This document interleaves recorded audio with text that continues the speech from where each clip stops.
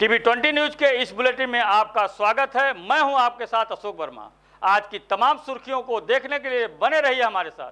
अब शुरू करते हैं खबरों का सिलसिला। आजमगढ़ से खबर है, जहां लाल बिहारी मृतक ने फिल्म निर्माता सतीश कौशिक तथा फिल्म स्टार सलमान खान के विरुद्ध मुकदमा दर्ज करने के लिए SC/ST कोर्ट में प्रार्थना पत्र दिया है। अदालत में इसकी अगली सुनवाई 30 मार्च को होगी। लाल बिहारी मृतक पुत्र स्वर्गीय चौथीराम निवासी अमिलो थाना मुबारकपुर में अपने अधिवक्ता के माध्यम से बुधवार को SC/ST कोर्ट में 156(3) दंड प्रक्रिया संहिता के तहत प्रार्थना पत्र दिया है, जिसके अनुसार लाल बिहारी को दस्तावेजों में 1976 में दर्ज कराकर साजिश की गई। 18 वर्षों के संघर्ष के बाद उसे 1994 में लाल बिहारी को अभिलेखों में जिंदा हुआ बताया गया। उनके जीवन से प्रभावित होकर 2003 में इम्तियाज हुसैन के साथ फिल्म निर्माता सतीश कौशिक ने उस मुलाकात की। लाल बिहारी मृतक ने आरोप लगाया कि सतीश कौशिक ने धोखा देकर कागजातों पर दस्तखत करवा दिए, फिल्म की कहानी की स्क्रिप्ट भी नहीं सुनाई और उनकी जिंदगी पर आधारित फिल्म मैं जिंदा हूं बिना उनकी अनुमति के साथ जनवरी 2021 को रिलीज करवा दिया। फिल्म में जिस तरीके से उनके जीवन को प्रदर्शित किया गया है, उसमें भी वे बुरी तरह से आहत हैं। स्क्रिप्ट के लिए सतीश कौशिक को सलमान खान के विरुद्ध धोखाधड़ी का मुकदमा दर्ज किया जाना चाहिए। अदालत ने लाल बिहारी मृतक के इस प्रार्थना पत्र पर थाना मुबारकपुर से 31 मार्च को आख्या देने का आदेश दिया है।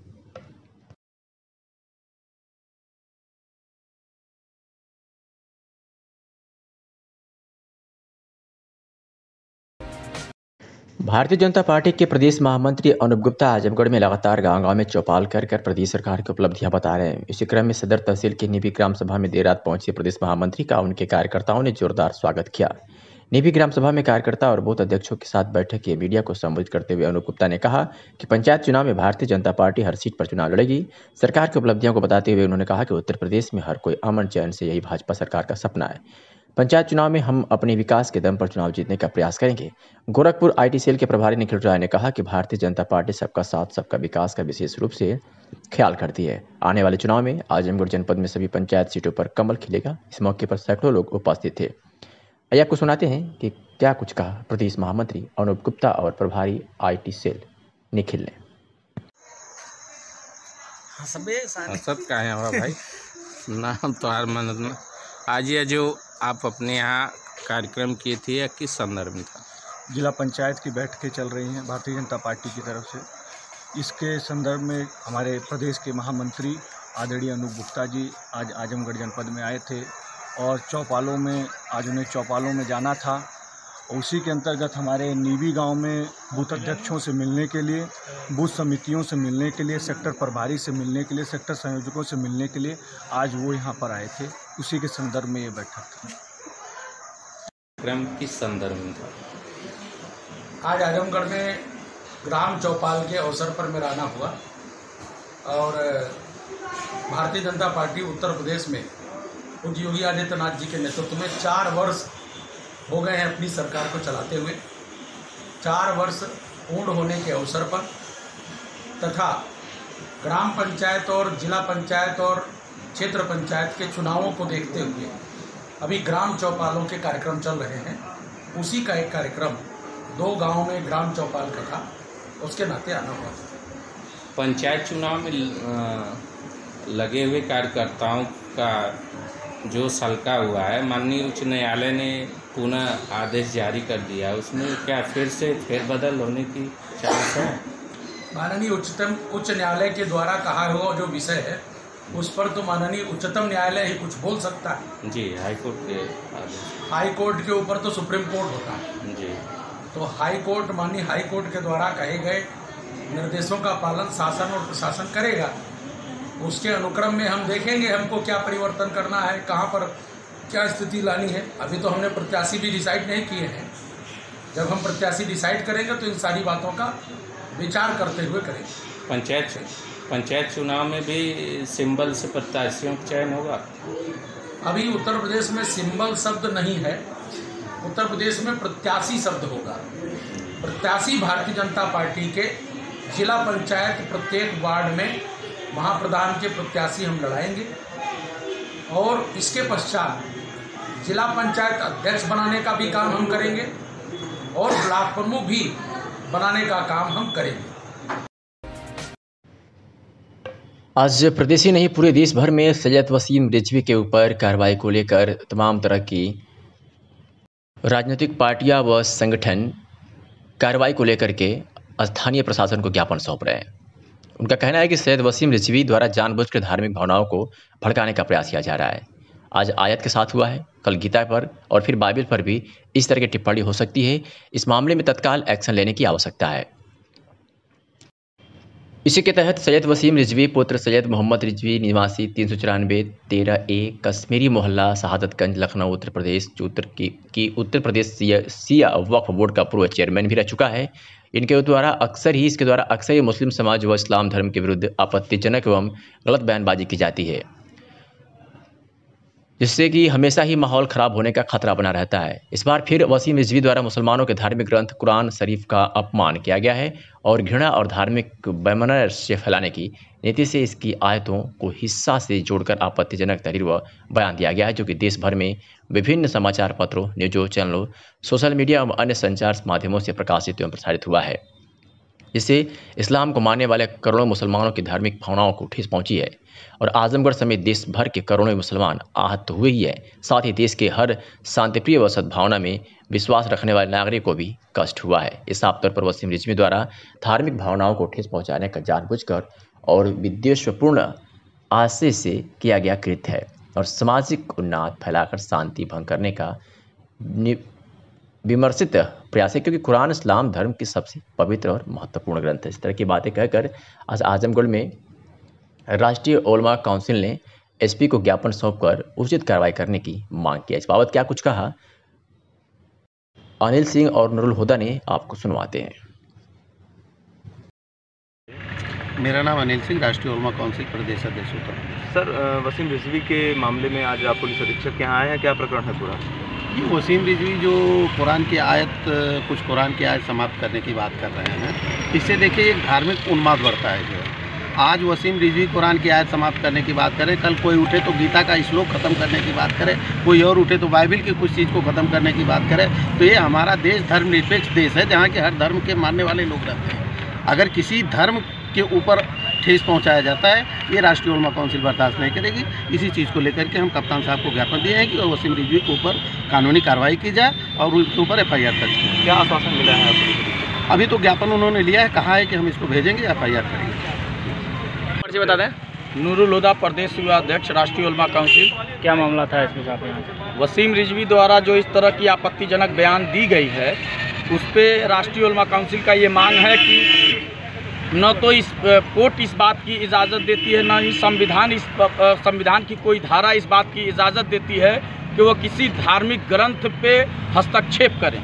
उनके खिलाफ 153(1) के उसमें मुकदमा दर्ज करके उनको जेल के सलाखों में डाला जाए। इसके पहले भी उन्होंने इस तरह का बार बार वो इस तरह की किसी की धार्मिक भावनाओं को भड़काने के लिए और इस देश में अमन और शांति को खराब करने के लिए बार बार इस तरह की जो टिप्पणियां करते हैं, उनके खिलाफ अगर कानूनी कार्रवाई नहीं होता है तो राष्ट्रीय उलमा काउंसिल आंदोलन करेगी और जो उन्होंने सुप्रीम कोर्ट में जो वो दाखिल किए हैं उसको माननीय सुप्रीम कोर्ट रिजेक्ट करे और उनके खिलाफ दंडात्मक कार्रवाई करे। क्या लग रहा है कि ये राजनीतिक? बिल्कुल राजनीतिक स्टैंड है। वो बार बार मुस्लिम कभी जो है वो कहते हैं मुस्लिमों के ऊपर, कभी ग्रंथों के ऊपर, कभी जो है कुरान के ऊपर, और दुनिया का एक वाहिद ऐसा ये आसमानी किताब है जिसमें एक नुक्ता भी नहीं हटाया जा सकता, जेर जबर नहीं हटाया जा सकता, एक शब्द नहीं हटाया जा सकता, एक मात्रा नहीं हटाया जा सकता।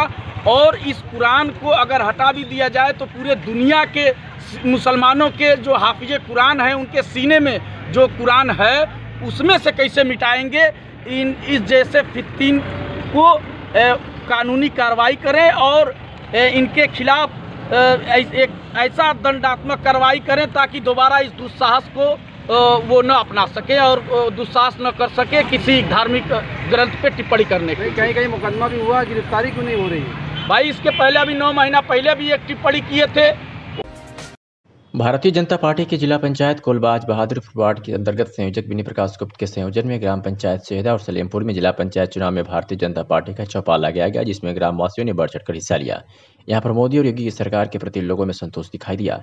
आगे भी अब भाजपा के नेतृत्व में जिला पंचायत चुनाव का सम्मान होगा और इनके समर्थित प्रत्याशियों को भी हम लोग अपना विश्वास मत देंगे।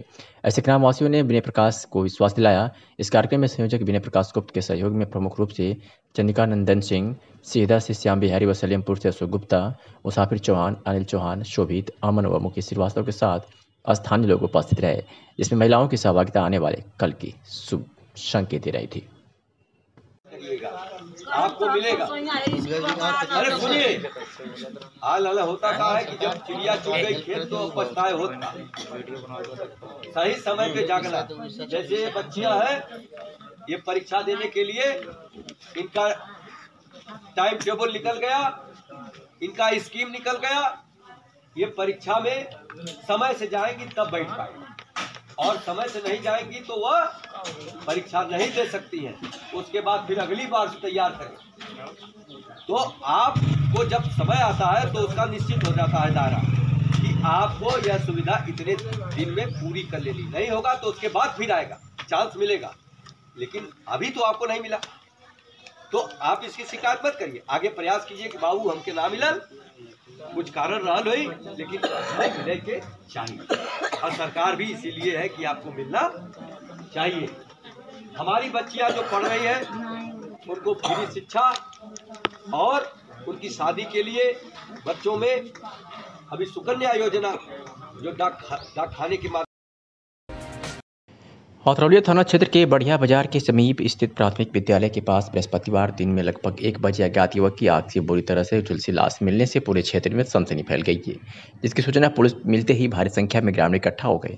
स्थानीय लोगों द्वारा सूचना पाकर पहुंचे प्रभारी निरीक्षक हथरौलिया पंकज पांडे ने युवक की शिनाख्त के लिए आसपास के लोगों से पूछताछ शुरू कर दी, लेकिन युवक की कोई पहचान नहीं हो पाई। युवक पूरी तरह से आग में झुलस गया था। स्थानीय लोगों का कहना है कि युवक यहाँ का निवासी नहीं जान पड़ता है तथा कोई बाहरी मजदूर काम करने वाला दिखता है। 100 के पास एक खाली डिब्बा मिला है जिसमें पेट्रोल का प्रयोग किया हुआ लग रहा है। पूरा मामला देखने से प्रतीत हो रहा है कि किसी डिब्बे के पेट्रोल के प्रयोग से मौत हुई है। मामला हत्या आत्महत्या के बीच उलझा हुआ है। समाचार लिखे जाने तक स्थानीय पुलिस युवक की शिनाख्त में जुटी हुई है।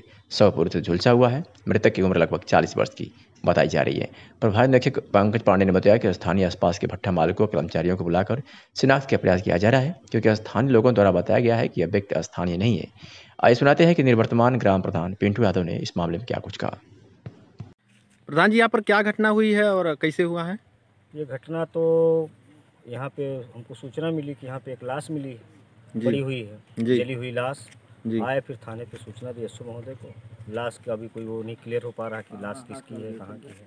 अभी तक पहचान कुछ नहीं हो पाई? अभी तो कोई पहचान नहीं हो पाई। यहाँ पे अभी फिलहाल क्या कार्रवाई चल रही है? प्रशासन अपना लगा हुआ है और लाश ले जाने की व्यवस्था पंचनामा बनाया जा रहा है। ठीक।